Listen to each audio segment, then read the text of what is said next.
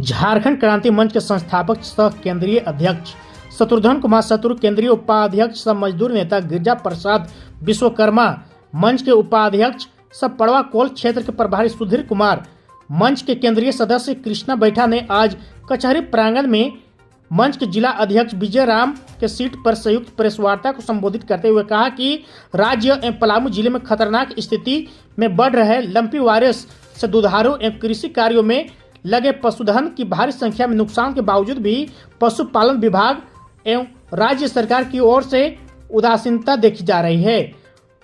पशुपालकों एवं किसानों के समक्ष विकट समस्या उत्पन्न हो रही है, जो चिंतनीय है।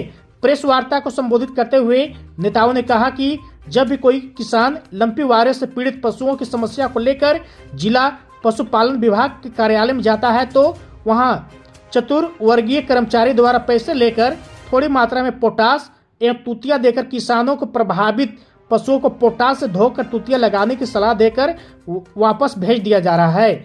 यह विभाग की अव्वल दर्जे की लापरवाही एवं उदासीनता है, जो पशुपालक किसानों के प्रति सरकार की दुर्भावना को दर्शाता है। प्रेस वार्ता को संबोधित करते हुए कहा कि झारखंड क्रांति मंच के नेताओं ने कहा कि कहने को तो राज्य सरकार ने प्रखंड स्तर पर पशु चिकित्सकों की तैनाती एवं औषधालय की व्यवस्था कर रखी है, लेकिन जमीनी स्तर पर सच्चाई ठीक उसके उल्टे हैं। सरकारी व्यवस्था से पूरी तरह निराश होकर जब पशुपालक किसान रोते तड़पते पशुओं के इलाज के लिए झोला छाप ग्रामीण पशु चिकित्सकों के पास पहुंचते हैं तो दोनों हाथों से उनकी लूट शुरू हो जाती है। एक एक इंजेक्शन के मनमाने दाम 1000 से 2500 तक वसूले जाते हैं। दवाइयों के अनाप शनाप दाम अलग से वसूले जाते हैं।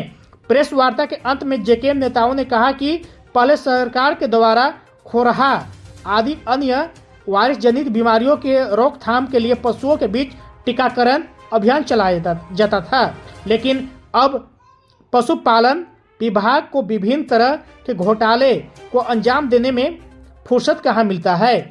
उन्होंने राज्य के मुख्यमंत्री एवं पशुपालन मंत्री से राज्य में लंबे समय से फैल रहे लंपी वायरस से पशुओं की मौत को रोकने के लिए इच्छा शक्ति के साथ सार्थक कदम उठाने की मांग किया है।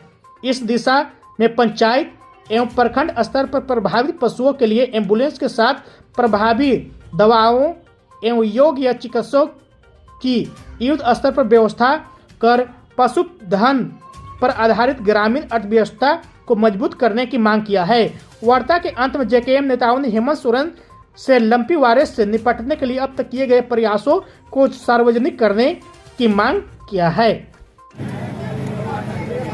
जिस तरीके से पूरे झारखंड प्रदेश और पलामू जिले में लंपी वायरस तीव्र गति से फैल रहा है, जिसकी वजह से पशुपालकों और किसानों के समक्ष भीषण कठिनाइयों का सामना करना पड़ रहा है। सबको मालूम है कि इस राज्य की अर्थव्यवस्था पशुधन पर आधारित है। आज भी कृषि कार्यों के लिए पशुओं का प्रयोग किया जाता है, लेकिन अफसोस की बात है जिनसे उम्मीद थी बनाएंगे मजार मेरा, वही चुरा कर ले गए कब्र से पत्थर। राज्य के माननीय मुख्यमंत्री जी, माननीय पशुपालन मंत्री जी, पशुपालन सचिव महोदय इस मामले में चुप्पी साधे हुए हैं। जिस तरीके से लंपी वायरस पशुओं को अपनी चपेट में ले रहा है, पलामू के कई किसानों ने हमसे संपर्क किया और कहा कि जब वो पशुपालन विभाग में जाते हैं तो वहाँ पर 4th ग्रेड के कर्मचारी पोटास और तूतिया दे करके पैसे लेकर अपने कर्तव्यों की तीसरी समझ रहे हैं। मैं माननीय मुख्यमंत्री महोदय से कहना चाहता हूँ कि इस दिशा में शीघ्र ही ठोस कार्रवाई करने की ज़रूरत है।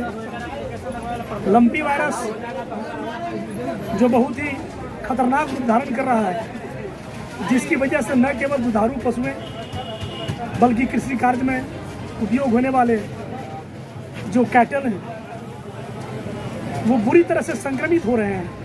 बड़ी संख्या में उनकी मौत हो रही है और राज्य सरकार हाथ पर हाथ धरे बैठी हुई है।